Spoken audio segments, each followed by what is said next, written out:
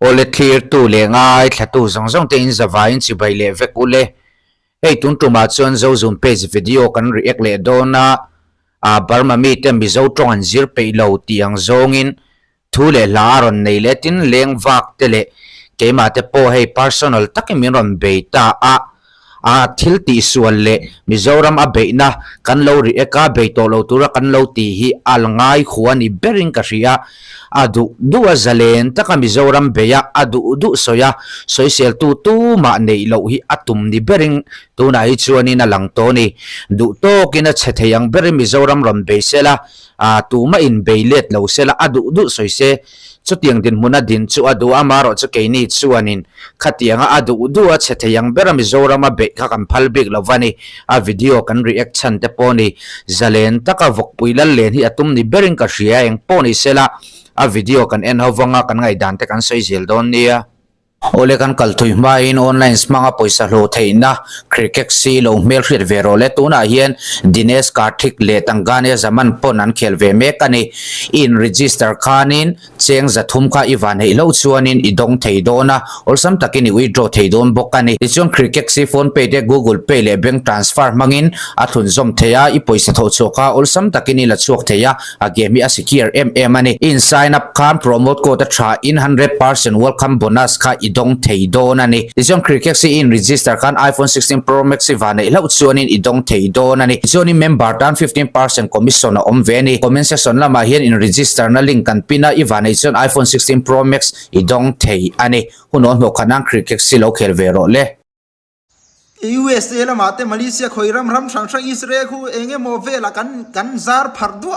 he hau hian kan en ton ber chu Mizoram hi ani amaro chu Mizoram ber ina he tiang in ti renga hi a fu lo na chin tam taka ombe thau ti in ngai tuana kha ombe thin sela kan duwa Christian zale za inti zale somkwa le parukin ti narama po hin hetiang kan ni chuani ko fran pakat phai chuani zu hi in su Christian hau angin ati hian ni za thlak zia chu oh kan ti top lo kan Christian za kan ni chi alova za somriat pasari vel kan ni tuna hi Mizoram hi chuanin kha aron soida manga Mizoram Christian te hi min musitle ti a riatani Mizoram Christian te angin zu hi in su aron ti na ang velani he mi ring hi atong tam khop maya eng poni sela video kan en zelanga hey social media adu asoyanga Mizoram aron soi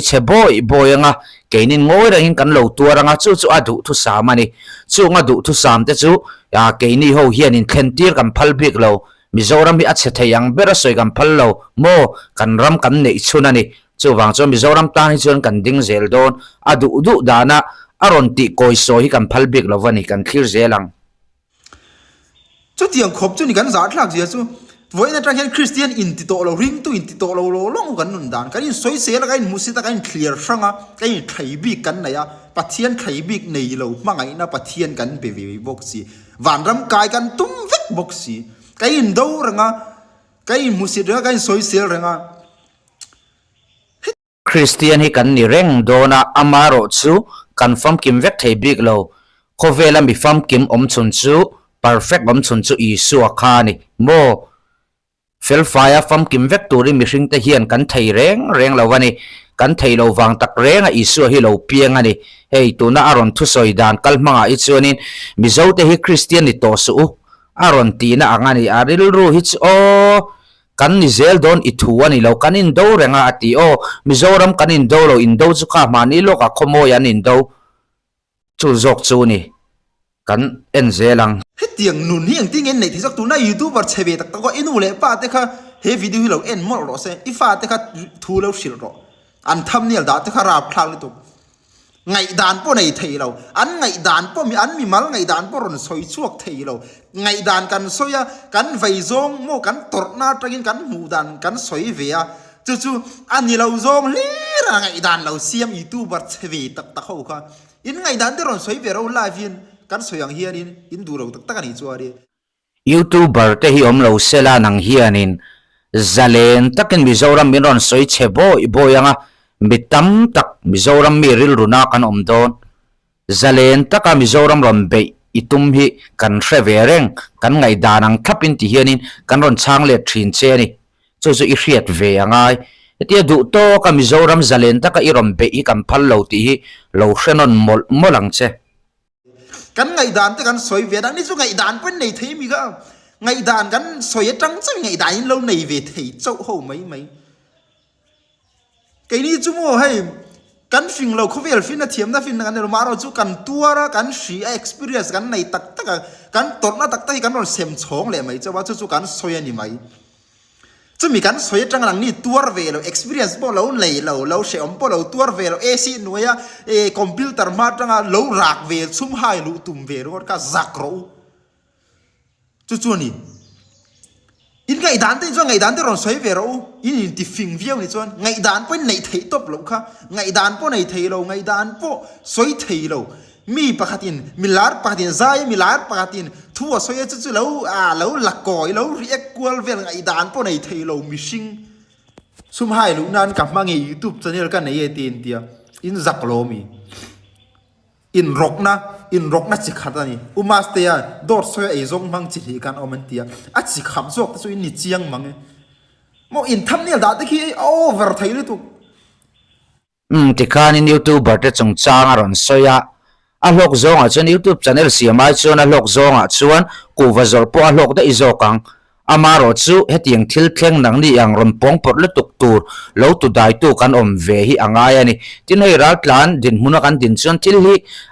ral tlan lo anga mani kho kan om ang khanin thil hi a thleng vek don lo ti hi in hriat ve te ponga ke ni poron ral tlan ta ila mo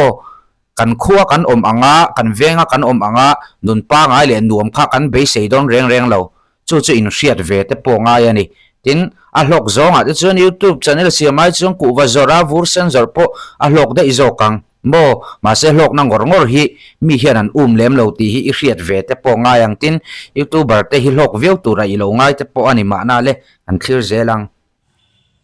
mo hei le chen hi mo in du chuan Facebook la po comment na ti khara phla ka mo khatiang comment na te ka Mizoram ma ko oma min mu chu miron muro u eng ma hetiang ang ram zalen na rama hianin mo khatianga in vo be le khatianga in da ni lo lu tu ka in soida ka a hlom lu tu dan pui te in share ro mo arama in oma soidu lokane hei ka jing thau hlema mai pu mangat chung kwa kan nia chu mi chung kwa mi zo chung kwa kan te lo be chu du lian trong mang chung kwa ta sai lian le piang kan ti hi I lo hre don nia mi zo ram thlen na wanga mi zo ni du lo ti zong lam pang khan lo mi zo dik takan ya kan mi zo mi zia hi a thalo na lai om hianin trong dang mang kan u nau thau ten har sat na tam ta kan to ka chu avai om ka ti ani achana chu trong dang man nam dang ka ra hian ko om tam lu tu ka ni mi zo rama po ko om tama nam dang ka ra po ko om tam na tuk chu wang cho ni mi zo te hi nam dang trong dang mang te engang nge min ngu an ti chu an soi chuang ngam lo mai ti khan in aron soita du lian trong mangat kan ni aron tia eng nampo ni ila seilen naram a in an lo I general ru put mang hi a in ang thei lo wani tin hei Mizoram mi pui te hi min vahan mukholo em ti hi a thu soya tang hian a hriat thei ani sual Sodom khu anga pathian hrem tlak anga lek hei min muwa Mizo Christian angin zu in to su attitude mo angei om thin khop mai Mizo Christian angin zu in to su Mizo Christian angin in do to su te aron tia Mizoram hi sual top kho kim min muwa aron ral tlan le si lai hi a boi thak ani chu ti fakko Mizoram mi puite min mu sual ani chunga tinge I ron kal local turin tu man kan som hlei nem che Mizoram a hian ron ral tlan turin tu man kan som lo che I du te chuan in mun danga poi ral tlan thei alo mo chu lo hre vero Mizoram mi puite hi kan thali tu ka shen nem lu tu ka su wangin kan mi zia thalo lai te kan soi na chawani atonga ta pakin kan soi chana kha in chui lo ba eng wang he tiang hi aron soi thei ti kha in chui lo ba atonga ta pakin chu ti chon a soi chi arelin ti le ro tu na po helama barmala ma kan buai ne sali tu ka an buai ti chau in puang an buai chana hi chui ro mo soi tu te eng wangi ain ka anin buai ti kha in chui lo ba an buai in ti in soi ya an buai chana kha in fin fia tur so ka ni chu tiang bok choni tu na he tu na me YouTube Mizoram YouTuber cheve tak ho miron thumbnail da te ko Mizoram Mizo ho soi che tu Mizo ka ni Mizo ka soi che le ka hu sit na turom lo Mizoram hi voi tam isoi chia mai ni lovin dotin voi tam i pu to wa hei tu na po chelai le derang mai in Mizoram meron sualea i video hi kan la nei veka kan react veka kan da traffic ani kan traffic ani tu na iron ral klana Mizoram a thiam chani tuma amaro chu Mizoram mi puiten an lo mil lutuk to lo che ti hianin barmala mai chhole nge iron beile chia maya imi zia hi chu kan thre he ve viau to in kan hriani kan du saka nam dang zia ko ma mizo te hi nam dang te eng nge min mu mizo ho kan mi zia thal lo dai ka chiang le tu ka chu wangin soi ka nia ka soi chana kha ka soi hun la ya mi kha eng wang e soi ka ni in comment na zong zong min ron chan le na zong zong kha ngai tu ro ram buai po in tem phalo rang ni chu ngai tu phak lo mang mizo ram te hi a buai reng a ral mong reng tu ra te ngai su eng tik ne mo chu a buai lo ti soi the lo kan soi o tikhani Mizoram mi pui chu min ron zil le ta heng maya min zil tura thu min hril tur hianin tu man kan ruai lo che ni ti chuan he Mizoram hi ala buai ve don aron ti le ta aril ru hi chu a hriat ani Mizoram hi buai nuai ila ral tlan ngai tan khosa ve ila ti hi atong trai na ani hialin arin omani ti khopa Mizoram beya Mizoram ta na du che tu ani je chu athu soya tang hian kan hre thei vek ani mo heti em mi hring lu han kholo theya Mizoram mizo ka ni in ti sia Mizoram han be chiam mai chu arap thla kho me he Mizoram sual na te hi kan soi aron soi thina Mizoram hi kan sual te chiam lo ramdang hi thlir zaw ve do ro mo Mizoram aya sual rap thla ki India rama pon tam le tu Mizoram aya khovela ram ral muang le mi fel om khom tam na hi kan om lo amaro chu isu angin kan perfect vek thailo ti chu kan chiang chu kan hre ke ni pon amaro chu Mizoram mi chelai le der le sual beranga miron chu i chu thin arim ve trap thina ni ole kan ngai thla zelang soi du tam chu in ma mo ton kan nia comment ate ti khan mi hu sin na in ti khan kha tiang trong kam kha achuak lo thei lo ani chu jok chuan ole tikhani na video chu kan en zota aeng poni sela Mizoram mi puite hi chelai le der sual rap thak le nun rong angin minron muwa ni bera mak ve do chu heti khopa Mizoram chen na tlak lo khopa sual le nun ro Sodom le Gomora ang me minron muchung hianin ngatinge Mizoram aron ral tlan le si mo